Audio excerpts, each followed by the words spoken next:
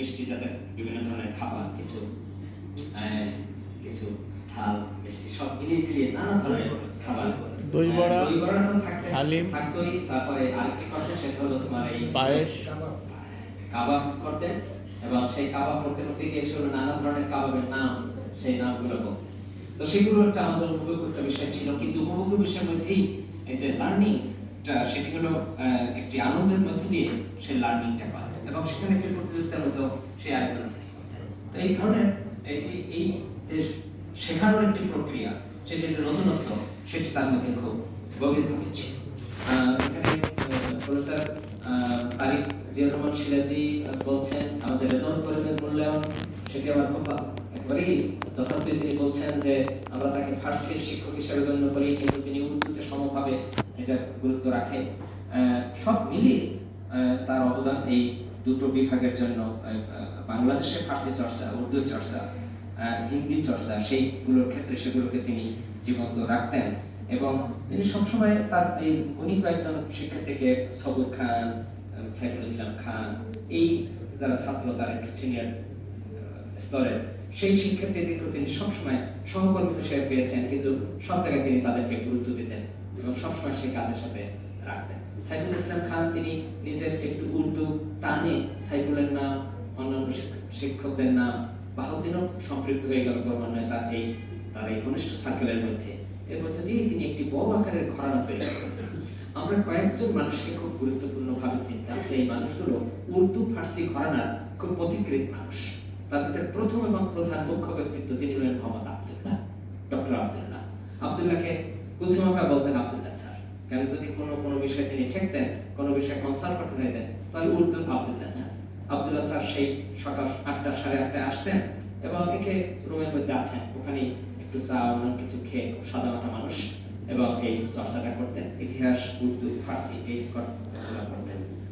Umme Salma, doctor Umme Salma আরেকজন, এরা সবাই মরণ হয়ে গেছে।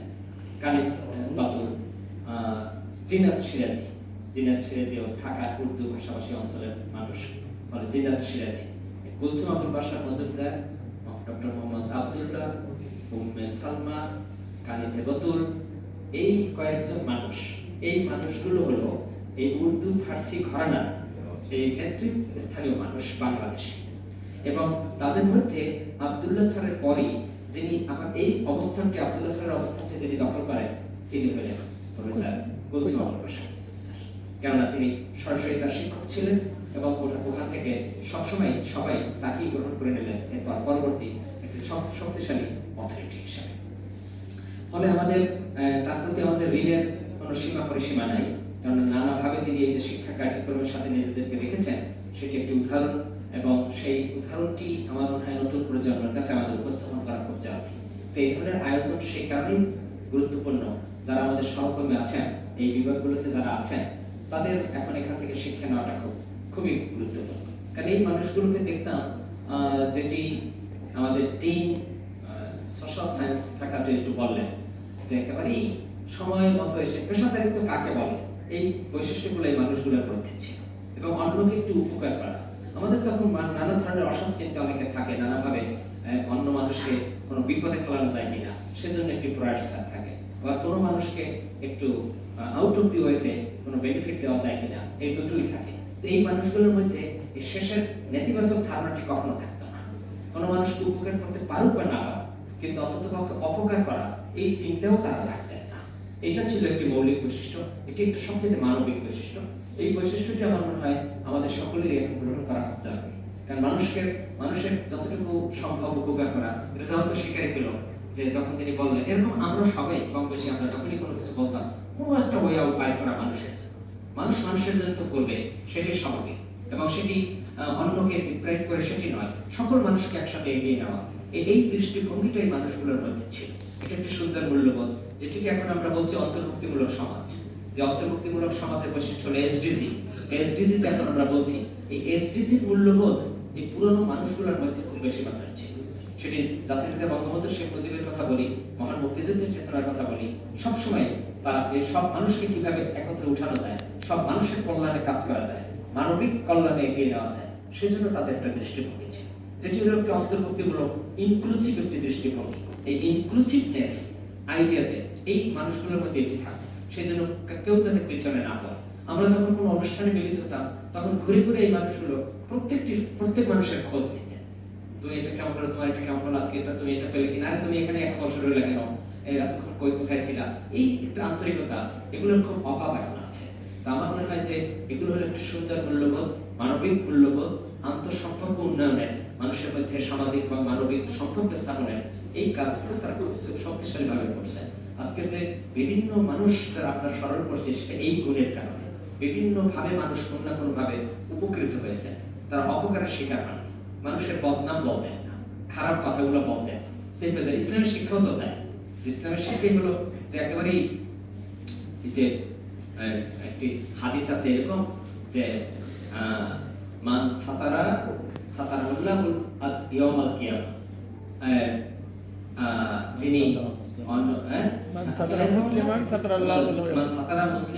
সাতারাল্লাহু ইয়াউমাল কিয়ামা, যে মানুষ অন্য মানুষের দোষ ত্রুটি সেগুলোকে গোপন রাখবে, কিয়ামতের দিন আল্লাহ তার দোষ ত্রুটি গোপনে রাখবেন।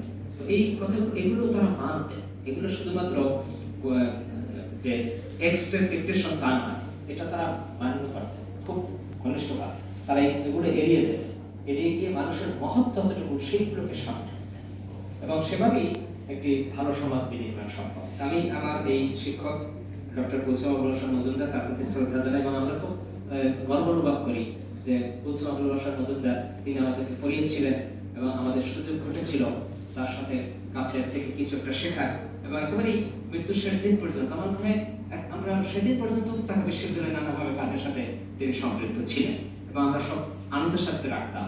এবং পাবলিক বাসে চলে তখন শেষ দিকে যেমন হয়েছে যে উপাচার্যের অফিসে যেতেন, এসে গিয়ে হয়তোবা স্মৃতি চিরন্তন থেকে বাস ধরবেন কখন দূরে চলে যাবেন, এমনও করতেন। আমি পরামর্শ দিতাম যে আপনি মাঝে মাঝে যেদিন থাকবে সেদিন আসেন, কিন্তু এই যে অভ্যাস, ভালো অভ্যাস, সে ভালো অভ্যাস ছাড়তে পারছেন না একেবারেই এই মৃত্যুর আগ পর্যন্ত।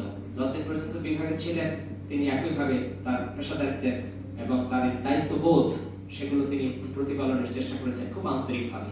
একসময় তো আমি একটু রাগেই বললাম যে আপনি এত কষ্ট করে আসেন, একজন অন্য সহায়তা লাগে, কাউকে ছাড়া আসেন, এই দায়িত্ব এইভাবে নিচ্ছেন কেন, আপনি ঘরে কয়েকদিন থাকেন, অসুবিধা নেই, চলবে এখানে অনেক কিছু। কিন্তু এগুলো ওনাদের মূল্যবোধে যায়, ওনাদের মূল্যবোধ হলো যতটুকু যখন যেখানে সম্পৃক্ত থাকবেন সেখান থেকে যতটুকু সুবিধা নেবেন তার বিনিময়ে অবশ্যই তারা সেখানে কাজ করবেন খুব আন্তরিকতার সাথে, সততার সাথে, সেটি ছিল তাদের মৌলিক বৈশিষ্ট্য। আমরা এই বিষয়গুলো যেন এখন অনুসরণ করি এবং এটি যদি করি তাহলে প্রফেসর আবুল হাসান মজুমদার তার প্রতি শ্রদ্ধা নিবেদনের এবং এই ধরনের অনুষ্ঠানের যে সার্থকতা সেটি অর্জিত হবে। এই কথাগুলো বলে আন্তরিকভাবে ধন্যবাদ দিই। রেশমাকে দেখেও ভালো লাগলো এবং তার পরিবারের অন্য সদস্যবৃন্দ তারা এসেছেন। শামীম বানু ম্যাডাম যেটা বললেন, ইনফরমাল ওয়েতে আমরা তার কাছেও নানা সময় এই শিক্ষার কাজে সহায়তা নিয়েছি এবং সেই হিসাবে তাকেও শিক্ষক হিসেবেই গণ্য করি। এই কেননা মানুষের কাছ থেকে যখন যে পর্যায়ে যতটুকু শেখা, প্রত্যেকটি স্বীকৃতি দেওয়া এবং তার প্রতি শ্রদ্ধাশীল থাকা, সেটি হলো একটি মানবিক বৈশিষ্ট্য, মানবিক মূল্যবোধ। তো শিক্ষার্থীরা তোমাদের জন্য এটি উনি একজন আইকন এইগুলোর ক্ষেত্রে, এবং তোমরা সে সম্পর্কে ওনার সম্পর্কে আরো জানার চেষ্টা করো এবং ওনার যে মূল্যবোধগুলো সেগুলো তোমাদের শিক্ষকরাই হয়তো বহন করবেন। কারণ এখন তোমাদের বিভাগে প্রফেসর সাইফুল ইসলাম খান এই সিনিয়র অধ্যাপক যে নানাভাবে সম্পৃক্ত আছেন সমাজের বিভিন্ন স্তরে, সেই মানুষগুলো আছেন যারা তার সম্পর্কে আরো হয়তো বেশি বলতে পারবেন, সময়ের অভাবে হয়তো কেউ এখানে বললেন না। আপনারা সকলে ভালো থাকুন, সুস্থ থাকুন। আমি পুনরায় তার মাগফিরাত কামনা করি এবং পরিবারের শোক সন্তপ্ত পরিবারের সদস্যবৃন্দ যারা আছেন তাদের প্রতি আমাদের গভীর সমবেদনা, আপনাদের ধন্যবাদ জানাই বিভাগকে, বাহাউদ্দিন যিনি সবসময় তার প্রতি শ্রদ্ধাশীল, তার উপরে তিনি লিখেছেন, অনেক লিখেছেন বলছেন বাসার উপর, তাকে আমি আন্তরিক ধন্যবাদ দিই সুন্দর আয়োজনের জন্য, তার প্রতি শ্রদ্ধা নিবেদনের সুযোগ করে দেওয়ার জন্য। আপনার